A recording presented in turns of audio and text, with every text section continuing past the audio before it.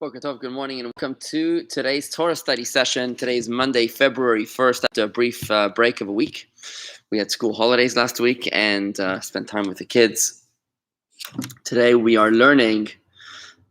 Monday's Torah study is the stories of the ancient kings of Israel. And we're learning about the end of an era. At the end of the era of the Jewish kings inside of the land of Israel. Because after this session, we'll be moving over into the Babylonian Conquest, which is the beginning of the exile, the beginning of the destruction of the temple. It's going to be a long and fascinating discussion through the history of our people as the Babylonians came in and conquered the land of Israel. They exiled the Jewish people, and for 70 years we spent our time in exile upon the rivers of Babylon. That's where the Purim story takes place, when the Babylonians are conquered by the Persians and the Medes, and ultimately the rebuilding of our second temple, which leads to a whole new era in the history of our people. So this really marks the conclusion today of the era of the Jewish kings inside of the land of Israel, the end of the first commonwealth of the Jewish people inside of the land of Israel. Good morning to you, Rob Berger. Thank you for the welcome blessings. Marty, thank you very, very much. Really appreciate that. And anybody else that's with us here live or later, a pleasure to have you with us. If you are with us live, then post your comments here in the chat box. If you're not, then send me an email to rabbi@jewishgardens.com. rabbi@jewishgardens.com. Today's Torah study has been sponsored by Daniel Geiker in honor of the complete and speedy recovery of Michael ben Miriam. May continue to be healed. So we mentioned last week, 2 weeks ago, we're talking about the most wicked king of Israel. His name was King Manasseh. He was the son of the very righteous King Yoshiyahu. You may remember the story of where the king threw his two sons off of his shoulders. One died allegedly, the other didn't. The one that didn't became Manasseh, the wicked king Manasseh, who at the end of his days was miraculously saved from his torturous death by being cooked alive in a cauldron. There was a tornado that took him back to the palace. His son Amon, we spoke about him, King Amon, the son of King Manasseh, who was a wicked king. He figured that he would be able to do teshuvah at the end of his days like his father. However, God didn't give him the opportunity, and he only ruled for 2 years. But his son, his young son Yoshiyahu, was 8 years old when he became king of the people of Israel. Remember, the 10 tribes of Israel had already been exiled by King Sancherib of Assyria.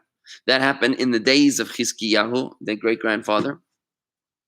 And now there was only the tribes of Judah and Benjamin, the two tribes of Judah that King Yoshiyahu was king of.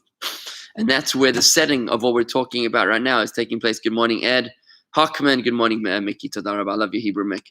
And Kobe Fuchs from Haifa. Elaine Shalom on YouTube. Nice to see you. So King Yoshio was 8 years old, and we spoke about the fascinating encounter of how he was looking through the temple, which his father and grandfather had ransacked and ordered the destruction of the Torah scrolls, of our own temple. And they found one surviving Torah scroll, which was rolled to a certain spot, the spot that says, Hashem will carry you and your king, which you will place upon yourself, to a nation that you've never heard of, you and your fathers. Basically, it was a curse, and he understood that this was a prophecy. This wasn't a random discovery of a random page in a random Torah. This was a hidden message of the destiny of that generation. And indeed, that's exactly what was destined to happen. We spoke about how the king asked not a male prophet, but a female prophetess, hoping for more compassion from the prophet Huldah. He asked her for a prophecy. Perhaps God would have rescinded the decree because he was so righteous, because the king was so righteous. She said, sorry, Hashem has decided not to change his mind, and your appeal has been turned down. And that's how we begin our session today. Good morning, Dean. I am delighted to have you with us. Thank you. Okay, so that's where we start today in the final segment of the kings of Israel inside of the land of Israel. When Yoshiyahu understood that the prophecy was not going to be annulled, he said, I'm going to serve God with all my heart and with all my soul anyways. And he went on a witch hunt to destroy from the land of Israel every last idol. It's something which we cannot understand, this addiction that they had to idolatry. I think the only way I can explain it is maybe if you think of the addiction that people have today to cell phones. Perhaps the addiction to idolatry was the way that we are addicted to our cell phones. Just like we sit there with our heads bowed to this little machine. We sit there all day long ignoring our kids, ignoring our spouses, ignoring those people precious to us in our lives, ignoring our work in order to bow our heads to our cell phones. This is what they would do. They would literally destroy their lives by simply worshiping these idols. And here's what Yoshiyahu did. Yoshiyahu burnt down the altars of idolatry. When he burnt down the altar which was built by the original idolatrous king of Israel, King Yeravam ben Nevat. We've learned about him earlier on in the series. Yeravam ben Nevat was the one that led to this, that caused the schism, that led the schism, the secession of the Jewish people, the 10 tribes from the 2 tribes of Israel, when the foolish son of Solomon, whose name was Rechavam, refused to listen to the people to mitigate the taxes. He vowed to increase the taxes.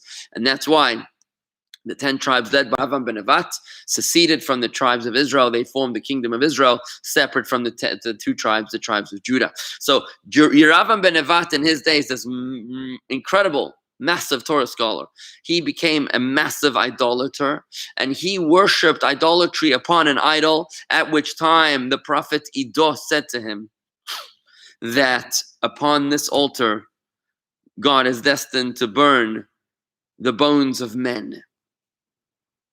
Iddo prophesied the downfall of Yeravam. He didn't like that, and he actually caused his death. We learned about that earlier.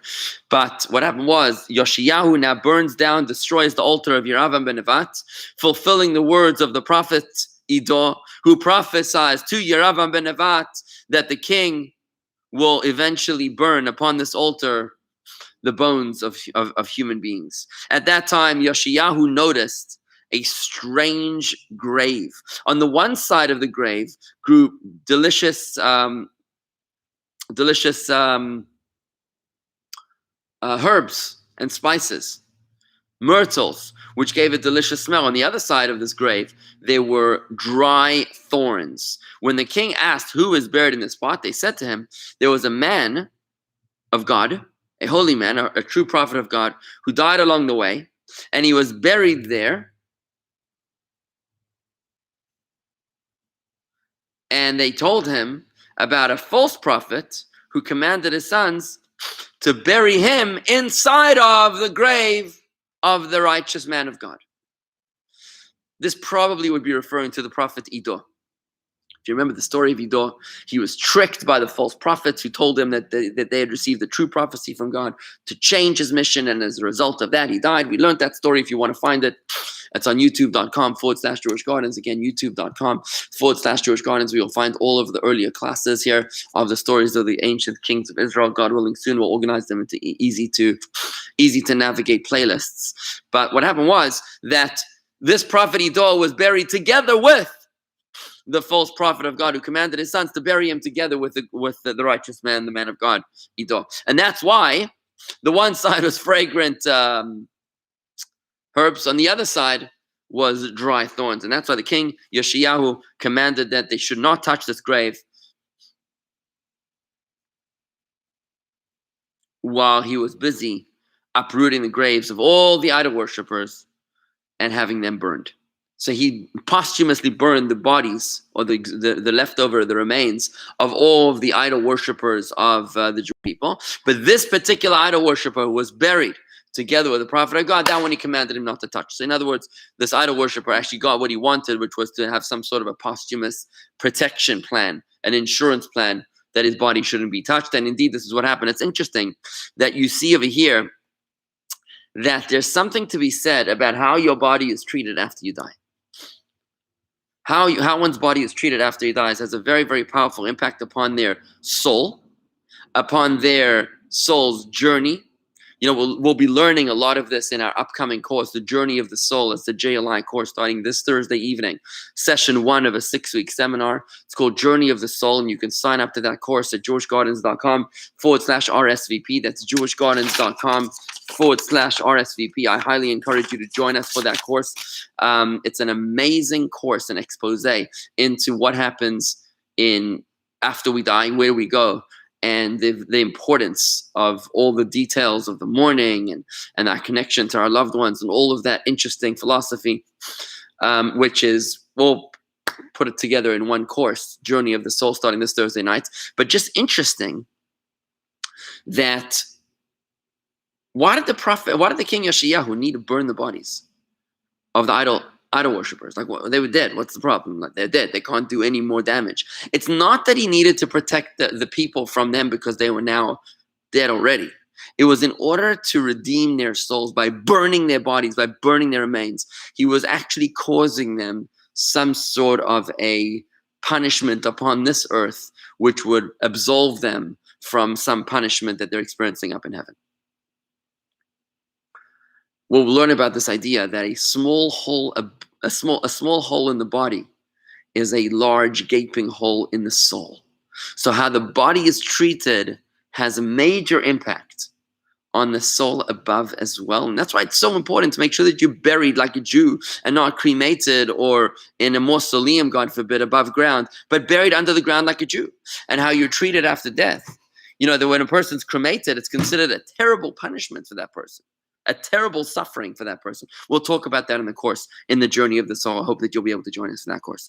And indeed, in the merit of the righteous prophet of God, this false prophet who was buried together with him was saved from the humiliation of his bones being burnt. And indeed, the king still didn't stop. All of the house of Israel, to every house of Israel, he sent messengers. He sent Torah scholars, God-fearing Torah scholars, to check that every last idol was removed from every last room of the homes of Israel. He literally sent Torah scholars that were God-fearing to search every last room, nook, and cranny of the homes of Israel to make sure there were no more idols. Thank you, Marty. Such an important and incredible course. I highly recommend it. Thank you, Marty. We actually taught this course, incarnation of this course, in 2016, and we're rerunning it again because it had such a profound impact upon people, upon social consciousness. It was so powerful that we decided to run it again. We've improved it, we've modified it, we've cut out parts of the course that were controversial, that were too maybe off on a tangent, and we focused it more and more, improved, and it's going to be a great course. So join us this Thursday night at 7:30 p.m. for the JLI course, Journey of the Soul. It's going to be on Zoom. It's not going to be an open forum. You have to register for this course at jewishgardens.com/RSVP, jewishgardens.com/RSVP. Highly encourage you to RSVP right away because you need the textbook. And to get the textbook in time, you have to order it on Amazon. You have to know where to order it from to make sure it arrives to you in time so you'll be able to really experience the course. Now, the king sent out these messengers to every house of Israel. Every corner they searched, and they brought back the good news to the king that, our master the king, we have done as you have commanded. We've searched in every corner and we found no evil thing. All of your people are God-fearing and they walk in the ways of Hashem. The king Yoshio was very happy to hear this, but what he did not know was that many of the Jews were cunning in their service of idols. And what they did is that they actually painted images of idolatry on the back of their doors, on the back of the doors of their homes from the interior. So that when they opened the doors, it seemed to have been a double door. That when they opened the door for guests, the door would close on itself, that they wouldn't see the image that was painted on the inside of the door. And that's when the guest left, they would close the door again, and now they would see the image on the interior of the door. So they deliberately hid the images of idolatry on the interior of their doors, so that when the doors were opened, the messengers would not notice that they were actual idolatrous images on the inside of the doors. They would only see like lines. They would look a little bit like decorations. But they didn't. The messengers of the king weren't able to discover that they were actually idolatrous images on the inside of their homes. It was only after they left and the doors were closed that these images were able to be seen again and they continue to bow down to them. It's unreal for us to imagine how a person could be so devoted to idolatry as if it did anything for them. What is this about? What's the purpose? What's the point? It's difficult for us to understand this, but it's kind of like in heaven. In heaven, if they talk about the desire for money, they talk about how things that we human beings will do for money. Sometimes a person will sell his soul, will sell his mother or his children for money. And in heaven, they can't even understand this. They're like, what do you mean money? What's money? They can't even relate to this idea. There's a beautiful story, actually, of one of the Rebbes of Chabad who asked his Hasidim in the town of Lubavitch, which is the origin of Chabad. He asked the Hasidim if they wanted a Torah teaching or a story, a very unusual request. They said, okay, let's go for a story. It sounds like there's something going on. And it turns out that the Rebbe told them a story about two partners who had done business, and one felt that the other cheated him, and they brought the case before the heavenly court. And in heaven, they felt that indeed the defendant was guilty of what he was being accused of. But the defendant claimed that in heaven they weren't a worthy court because they didn't understand the power, the desire for money. So he said they could not judge him. But the Rebbe then said, but I think that he's innocent. I think that he's innocent. What do you think? The Rebbe asked the Hasidim. And they immediately understood that this was a heavenly court process going on at this moment. This guy in heaven was saying, I am not able to be judged by you in heaven because you don't understand what money is. I am truly innocent. In heaven, they said he's guilty. He said, you can't judge me because you don't understand. The Rebbe then said, I think he's innocent. What do you think? And they said, innocent, innocent, innocent. They understood that the Rebbe was wanting them to rule on the case. And indeed, that seems to have been what happened. So just interesting to realize, not to be too quick to judge someone until we're in their shoes, right? Let's go a little further. So after the king purified the land from idolatry, he gathered the people all to him in Jerusalem. And he celebrated with them the Festival of Passover according to every detail of its lore. Since the era of the judges were the people that ruled over the Jewish people after they came back into the land of Israel with Joshua. So since Moses and Joshua, the leaders of Israel, were the judges, and the Jews were very righteous at that time. But since the era of the judges until King Yoshiyahu, there was not a Pesach festival that was observed by the Jewish people according to its every detail in law, like this Passover of King Yoshiyahu, who celebrated Pesach in the most kosher way together with his people. Much gold and silver was donated from the king's treasures to the holy temple. Much cattle and sheep he gave for the offerings, and the people of Israel, when they saw the generosity of the king, they also did just like the king, and they also donated so much gold and silver and cattle to the holy temple. They said they offered the cattle to Hashem, and they divided the flesh between all those the pilgrims who came to celebrate the festival of Passover with Hashem. And for the Levites, the king commanded to serve the pilgrims to Jerusalem, to those who came to offer sacrifices to Hashem, that the Levites should sing and praise before God in the holy temple. There was no such king as King Yoshiyahu amongst all the kings of Judah and Israel who returned to God with all of his heart and with all of his soul. No such penitent king as King Yoshiyahu. Just to let you know when he lived, just to give you a quick date. Remember, we've created a family tree. If you want to find it, it's at jewishgardens.com/roots. jewishgardens.com/roots. King Yoshiyahu was generation 49 since Adam and Eve. He lived in the year 458 BCE, which basically would be 2,479 years ago. 2,479 years ago is what we're talking about right now. It's not that long ago. King Yoshiyahu, he lived in the year 3,303 since our creation, since the creation of the world, right? Just to give you a little context as to where we're holding. So, nevertheless, despite his penitence and his teshuvah, Hashem did not cancel the decree of destruction. Hashem's anger on the great sins of Menashe had not passed, and God decided to destroy Jerusalem and to burn the Beis Hamikdash, the Holy Temple, and that is about to happen. One last piece over here for the end of the life of Yoshiyahu. Pharaoh Necho was the king of Egypt at that time, and he was waging battle against the king of Assyria. Assyria is like up in Babylon. Egypt is fighting against Babylon. Right in the middle is the land of Israel. So the king of Egypt, Pharaoh Necho, wanted to go through the land of Israel on the way to battle Assyria.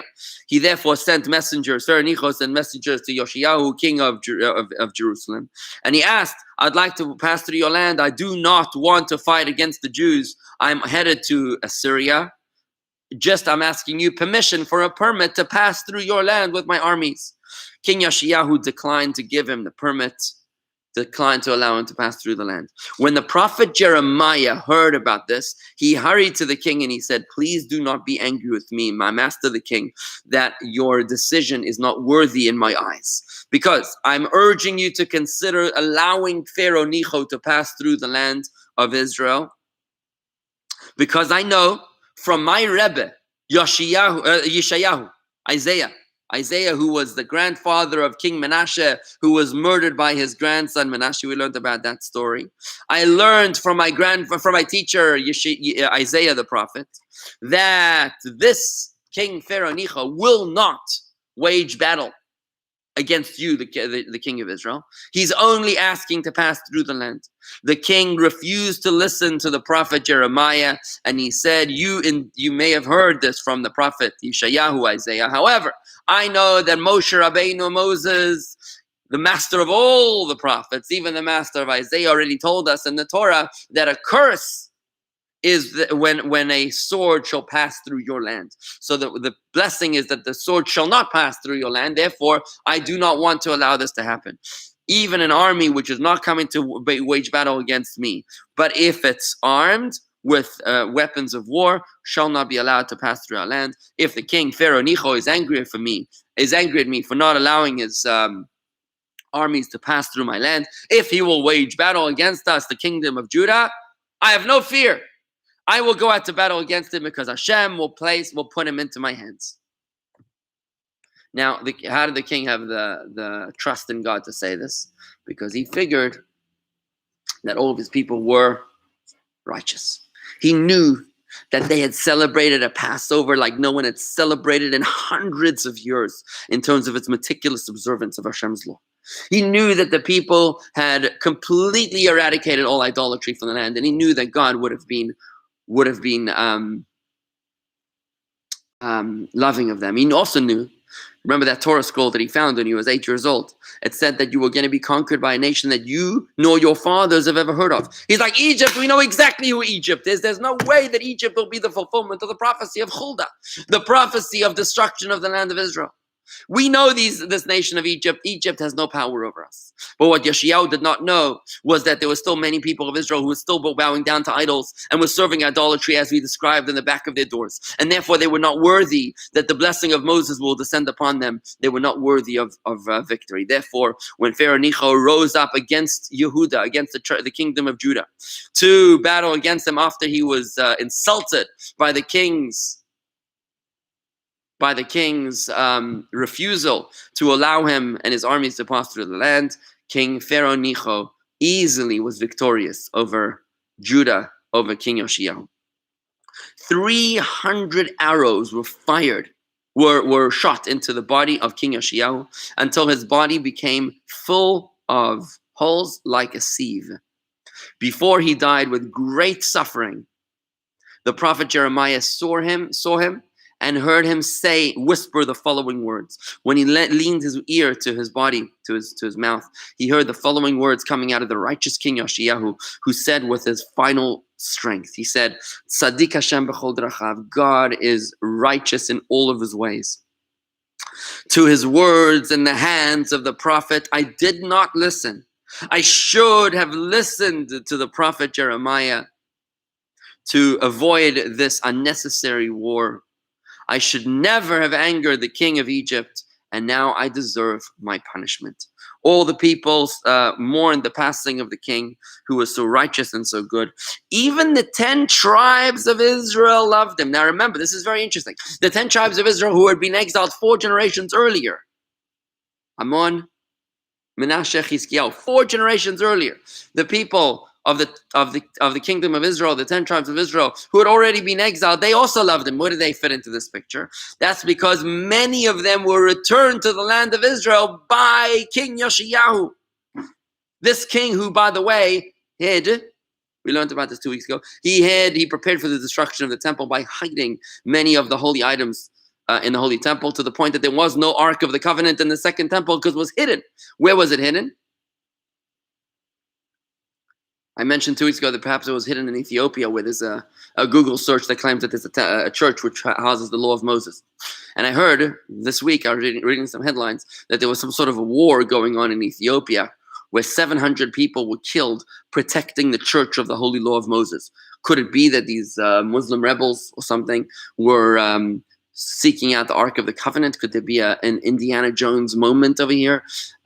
Raiders of the Lost Ark. Could that be happening right now? Then maybe, who knows what's happening, that the Holy Ark of God of Moses, with the 10 Commandments, the shattered 10 Commandments and the complete 10 Commandments, could they be right now in the possession of jihadists who attack the Ethiopians that have been protecting it since the times of King Yoshiyahu for the past 2,470 something years?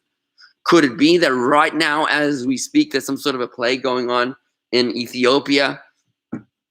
If these people have indeed captured the lost Ark, maybe this is the time for the coming of Mashiach. Maybe the Ark has sat silently for 2,479 years, waiting for this moment when it would be discovered. And maybe Mashiach is about to come today. Hopefully. Amen.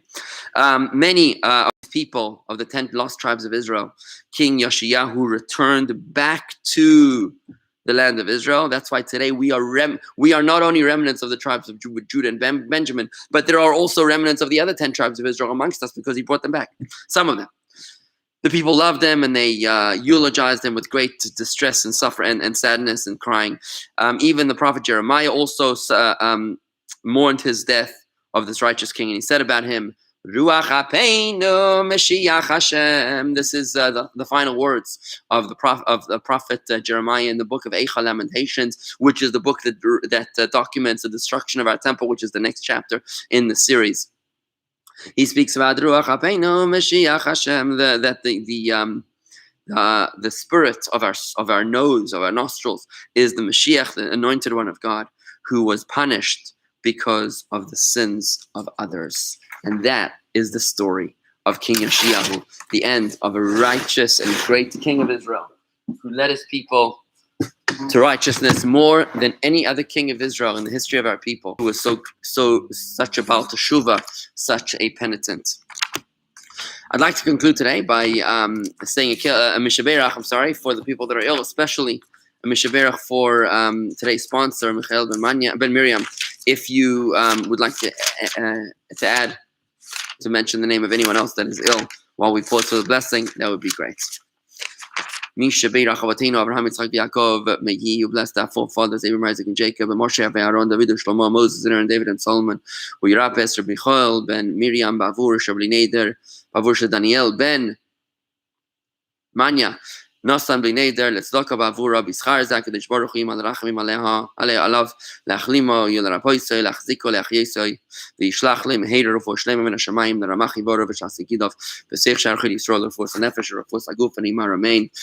May God heal Michael ben Miriam, because Daniel ben Manya has pledged to charity without a vow for his sake.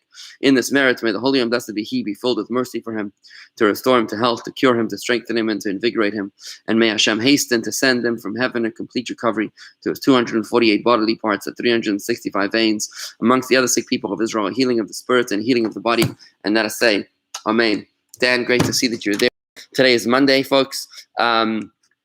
Torah studies back on track every day as usual. Tomorrow morning we'll be studying Tanya. Today at 1:30 is a ladies' class by Rebbetzin Sarah. Torah studies. That's the Rebbe's explanations of the weekly Torah portion. 1:30 on Zoom, jewishgardens.com/Zoom. Tomorrow at 11:30, Corey gives a class on Hebrew reading through the Psalms of David. And that's at 11:30 in the morning, jewishgardens.com/Zoom. That's for men and women. And tomorrow morning, I'll be carrying on with my Tanya class. Don't forget that Wednesday night this week, we're having a Windows to the World event. Windows to the World event this Wednesday night, 7:30 p.m. with Peter Himmelman. He is a singer-songwriter who became Shabbat observant. He's actually the son-in-law of Bob Dylan, but he doesn't like to mention that publicly, so I'm just saying it off the record. He is going to be doing a live session with us about his journey to Judaism, journey to Shabbat, as well as some songs. He's an Emmy and Grammy award-winning singer, as well as he'll be making some live singer-songwriting with us on 7:30. It's going to be a fun event. Wednesday night on Zoom, jewishgardens.com/Zoom. Please join us and invite your friends. Thank you very much, everybody, for joining me here this morning. Have a great day. Be safe, and I hope to see you very soon. Shalom.